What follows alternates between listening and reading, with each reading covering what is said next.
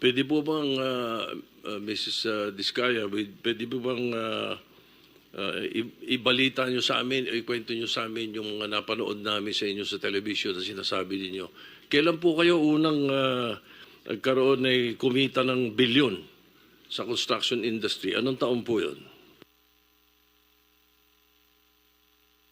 Good morning po. Billion po. Opo.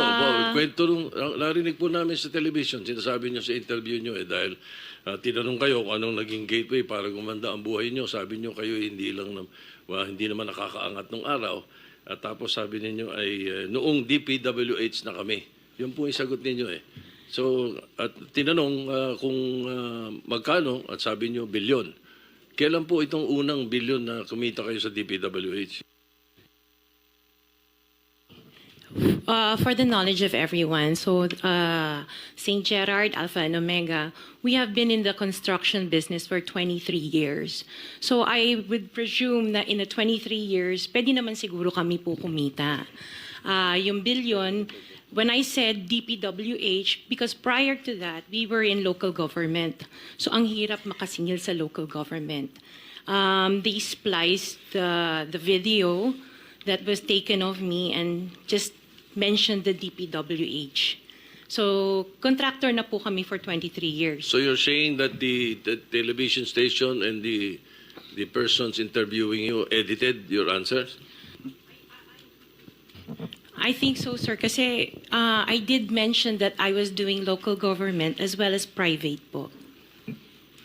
Yeah, if I may, with the permission of the chairman, Senator President Pro Tem. Ma'am Sara, ano ba naging trabaho niyo bago kayo pumasok sa mga kontrata sa gobyerno?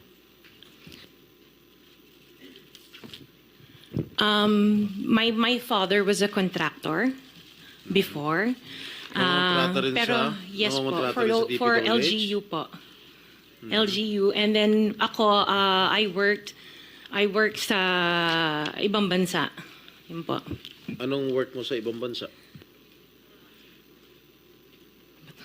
I was a dental receptionist and an orthodontic nurse. So you are a doctor? Nurse? No po. Yung asawa mo, ano trabaho? He works sa isang development corporation, and him and his brother were parang private contractors sa subdivision namin. Paano kayo, how were you enticed to join the mga kontrata sa DPWH? Who influenced you? Wala naman po. Nakita namin on PhilJeps na may mga projects na pwede palang mag-join. So we joined the bidding na we know that we were qualified for. All right, Mr. Chair, I would like to reserve all my questions if my turn comes already. Thank you, Mr. Chairman. To continue, Senator, Mr. Chairman. Mr. Chairman, Okay, with the permission of the Senator Minority Leader. Soto, the Minority Leader. Ma'am, very clear man yun sa video na sinabi mo. Kung kailan kayo kumita ng malaki, sabi mo, noong nag-DPWH na kami. Ngayon, gusto mong i-attribute yung wealth ninyo going back noon pa sa tatay mo, noong nagsimula kayo ganon. Pero very clear, the video won't lie. Sinabi mo, noong nag-DPWH na kami. Yes po. So, kailan ba kayo nag-DPWH? Parang sometime in 2012, nag-start kami with DPWH. Can you be definite with your answer? Parang 2012? Oh, please, because you're under oath, please. Yes po. Make sure of your answers. Sometime in 2012, we started with DPWH. We started with joining biddings. Pero prior to that, we were with local government. Yung mga flood control projects, kailan kayo nag-engage ng flood control projects sa DPWH?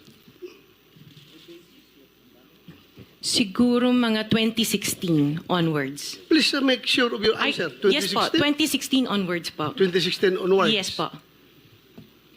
2016 onwards. May follow-up Yeah, yes, ka sir. ba? Yeah, Okay. Go ahead, sir. Go ahead. All right. Kasi based on your... Una sa lahat, would like to clear the reason that we're asking you this, and centering on you at the start.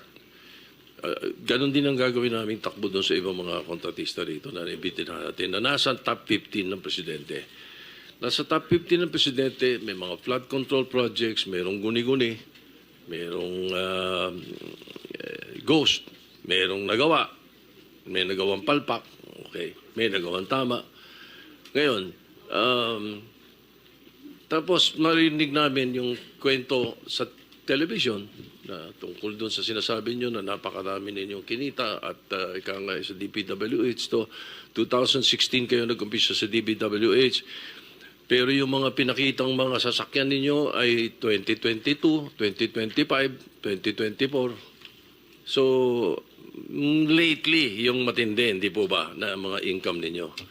Mga anong taon kaya sa tingin ninyo? What year would you say that you were able to engage or be able to get projects from the DPWH for flood control projects?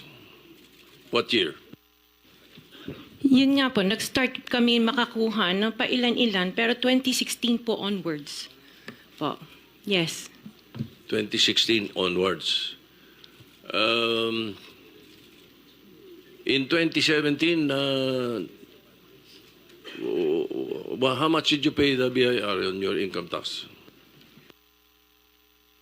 Sorry, I don't have the data on me right now kasi I have an accountant that handles that po. Pero I can get it for you. Yes, please. May we request that Yes po. we find out how much your income taxes were paid from that time, 2016 to the present. No? I'd like to go to direct this question to Ms. Zara Discaya. So ma'am, nung ma-blacklist po isang kumpanya nyo, ganun po ba ang SOP ninyo? Magtayo na lang ng ibang kumpanya para makasali kaya dumami ang kumpanya nyo? Or kaya kayo nag-apply ng mga lisensya dito sa PICAB ay para may maparentahan po kayo na mga lisensya po ninyo? Kasi napakadami po, Ms. Discaya, yung inyong proyekto kung saan-saan na, daig nyo pa yung gobyerno. Imposible naman ho, yung equipment nyo rito, may equipment kayo dito, napakadami yung equipment. Tama po yung sinasabi ni Senator Tito Soto na sa isang lugar, napakadami yung equipment, sa iba't ibang lugar. So, ano ang purpose na napakaraming kumpanya? What is that? Ay, sir po, yung ibang companies po, we've divested from those companies. So I am directly lang with Alpha and Omega. Vested. Interjection, Mr. Chair, with the permission of Senator Erwin. Go ahead. Go ahead. Salamat, Mr. Chair at Senator Erwin. Actually, when my time comes to question, ma'am, Ms. Discaya, hindi lang po isa, hindi lang po tatlong kumpanya tulad ng sinabi ni Senator Erwin. 9 na kumpanya ang ipapakonfirm ko sa inyo na actually, kayo at kayo pa rin po, kayo pa rin po ang may-ari. Salamat po, Senator Erwin, Mr. Chair. Maraming salamat, Mr. Chair. Can I go to the Commission on Audit now, Mr. Chair, if they're here?